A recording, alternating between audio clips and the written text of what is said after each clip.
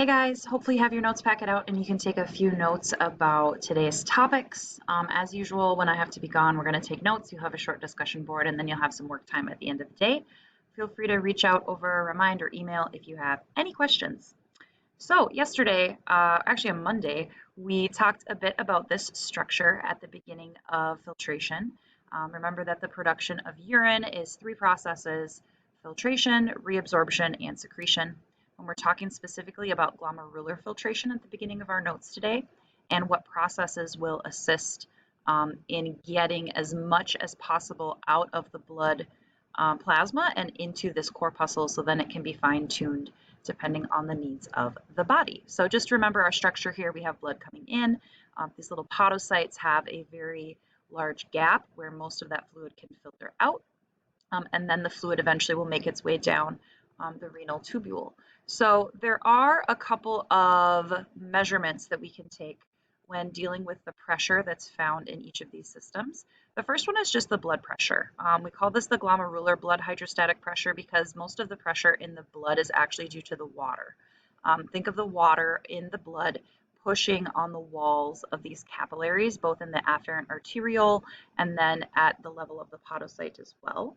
If there's already some fluid in the capsule, we also are going to have some capsular hydrostatic pressure that, notice the arrow is pointing back toward the glomerular capillaries. So those two forces are going to be opposing one another. So basically, if there isn't much fluid already in the capsule, that's going to facilitate that water being filtered.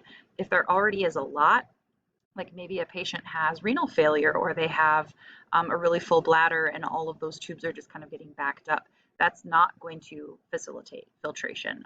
It's going to prevent adequate filtration if there's already a lot of fluid in that space. We also will have what's called the colloid osmotic pressure, which is basically the saltiness. So if our blood has a high blood colloid level, so it has a lot of salt and not as much water, as a high osmolarity, it's going to actually be preventing filtration by holding that water in.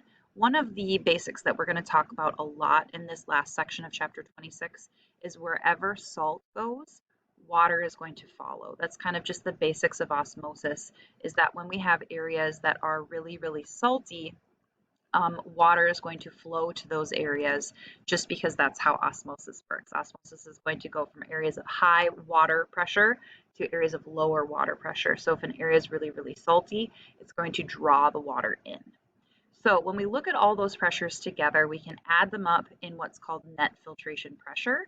And you can see that the net filtration pressure is going to be the blood hydrostatic pressure minus those two opposing forces. So water is going to push out, but salt in the blood is going to pull back in. That's this BCOP. And then also any water that's already in the capsular space is also going to prevent it. So in order to have urine produced, we have to have a positive net filtration pressure. The pressure of water in the glomerulus has to be higher than the salt or the water that's already in the corpuscle. So notice for each of these pressures, I indicated a problem that could prevent filtration from happening. And remember, we want filtration because that means it's going to have adequate loss of bad things, things that we don't need, excess products or dangerous products, toxins, that kind of thing, but also keeping the body within its normal limits. So if your blood pressure is too low, then obviously those afferent arterioles aren't going to have much blood either. If you have renal failure, like I mentioned, insufficient drainage of the fluid, that can build up fluid inside those corpuscles and prevent additional filtration. Or a lot of people that are dehydrated aren't actually missing water, they're actually missing a little bit of salt. And so if you have lack of electrolytes because you've been vomiting or had diarrhea, that can actually cause too much water to be lost. So a lot of times when people are really, really sick or trying to regain their hydration, they will drink something like a sports drink or Pedialyte instead, because that will help set you up for success by having an osmotic pressure that will prevent you from losing even more fluid. So collectively, once we measure all of those pressures, the real measurement that we really will see at a clinical level is called glomerular filtration rate. Basically, they want to know how much pee you make. Both kidneys each minute, basically input versus output. So if you have a patient in the hospital They may collect the urine so that they can measure the volume that is produced. They may know either how much water the patient is drinking, or if they're having an intravenous fluid, they can very carefully monitor fluid in versus fluid out. If your glomerular filtration rate is too fast, it's almost like having diarrhea for the digestive system, that because these substances pass too quickly, the body's not able to retain the things that it needs, and it actually can lead to dehydration. If your glomerular filtration rate is too low, that can lead to a buildup of toxins and also buildup of fluid, which we call edema. That edema is most commonly seen in the legs, like in the ankles and feet, but it can eventually build up anywhere, even like around the lungs or around the heart, and that's when it can get really, really dangerous. So how does your body balance all of these rates and all of this chemistry that's happening in the kidneys? It is essential for homeostasis, for your body to take in enough water and then be able to manage that water appropriately. So we have to have actually a three-pronged system for monitoring the rate of glomerular filtration in the body. The first is that the kidneys just do it automatically. On Monday, we talked about a couple of different types of cells that will constantly be regulating the saltiness, the pH, and the volume of blood and pressure of blood in the body. So we just call this renal autoregulation. There's constant feedback coming from the macula densa, the circulatory system, so our blood pressure, and that will automatically cause the dilation and constriction of all of the arteries that lead eventually to that renal corpuscle, from the actual renal arteries to the arterioles to the glomerular capillaries, the afferent capillaries and such. So we are constantly monitoring at those specialized cells in the macula densa, and it will send messages that will cause constriction of that arteriole, which will slow filtration and help boost up blood pressure. So the kidney does this automatically all by itself, so we just call it renal autoregulation. If that fails, or if we have some extreme levels of dehydration or overhydration, then the brain can get involved as well. The sympathetic nervous system is always going to be affecting the kidneys and how they work. When we're in times of fight or flight or severe stress, the kidneys actually will reduce glomerular filtration substantially. So sometimes that can even override the kidney's autoregulation, that we're going to put filtration on the back burner so that we can get ourselves out of that stressful situation. We also do have hormones that play a big role. Renin is the original secretion from the kidneys, and it will trigger a whole cascade called the renin-angiotensin-aldosterone cascade, with the end result of it being to decrease glomerular filtration by increasing the reabsorption of salt, and that as a byproduct will actually increase blood pressure. So many of these effects are affecting the kidneys and affecting glomerular filtration, but the real cause of them is to adjust blood pressure. Atrial natriuretic peptide, if you remember from Unit 6, is the only hormone that is secreted that actually reduces blood pressure, and it's secreted by the heart. That's where atrial comes from, and that will do it whenever the heart is getting a little overworked and getting a little stressed out. So here are some of those hormones. We already discussed aldosterone, which is the third part of that renin-angiotensin-aldosterone system. It's going to increase blood pressure by reabsorbing salt. This happens primarily in the distal convoluted tubule and the collecting duct. Another really important hormone that helps us with our day-to-day regulation of water balance is antidiuretic hormone. So a diuretic is something that makes you pee a lot, like a lot of, if you have too much caffeine, it can actually make you pee out a lot of liquid. Antidiuretic has the opposite effect. It helps you retain fluid, and just like aldosterone, that increases blood pressure. Parathyroid hormone works specifically on calcium.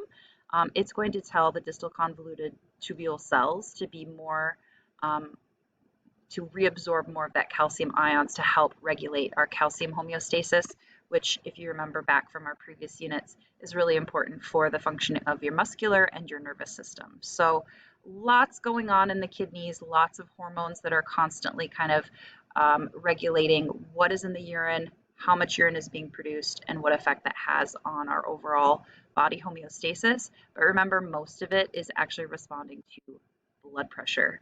Whether moving water or salt, it's generally going to be allowing the blood pressure to maintain some type of homeostasis.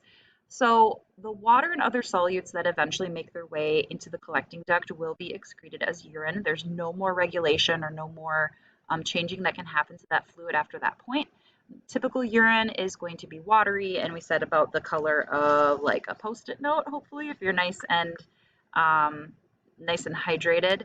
And although your fluid intake can be really variable or your activity level can be variable, your fluid volume in your body has to remain stable. So this is the primary way that your body maintains water balance. We just mentioned a few slides ago how antidiuretic hormone is the primary hormone for the secretion of water. If you don't have any antidiuretic hormone, it's kind of like a double negative. If you don't have to prevent diuretics, then you're going to have dilute urine. So basically, when you're well hydrated, you have diluted the antidiuretic hormone. And so your collecting duct just lets the water flow through and it will turn into urine. If you're ever dehydrated, that antidiuretic hormone that is secreted will be at higher concentration because you have less water. And so the urine is going to lose a lot of that water as it's reabsorbed in the collecting duct. So a little confusing. Rewind, watch that again if you need to. Yes, so just remember both aldosterone and antidiuretic are reabsorbing, and atrial natriuretic peptide is going to be allowed for secretion. So the glomerular filtration rate should always be about, or glomerular filtrate osmolarity rather, should be about 300. This unit is called milliosmoles per liter. It's just the units that they use only for measuring concentration of urine. So it's a derived unit and it's a little odd, but you can read in your book how they figured that out. But we just wanted to give you a number so you can kind of see how dilute urine can be, anywhere from 65 to 100. So 1/3 to like 1/5 or 1/6 the concentration. That's what we consider to be dilute urine if this is average. And then concentrated urine can be up to 4 times as concentrated. And that's just the general osmolarity. So that takes into account all different solutes that can be part of that urine. So here you have a nice diagram of how that the different types of super concentrated and super dilute urine is produced.